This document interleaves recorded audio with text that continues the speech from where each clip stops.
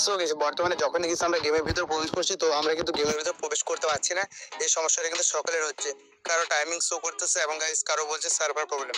তো বন্ধুরা তোমাদেরকে একটা বিষয় আমি ক্লিয়ার ভাবে বলে দিই, বর্তমান সময় তোমরা যে সার্ভার প্রবলেমটা দেখতে পাচ্ছ স্ক্রিনের উপর, এটা কিন্তু সকলের সাথে হচ্ছে। তোমরা হয়তো ভাবছো আমরা জিও সিম বা এয়ারটেল সিম বা ভোডা সিম এই সমস্ত সিম দিয়ে গেম প্লে করছো অনেকেই, গেস তারা ভাবছো হয়তো আমাদের সিমের প্রবলেমের জন্য হচ্ছে বা নেটওয়ার্কের জন্য হচ্ছে।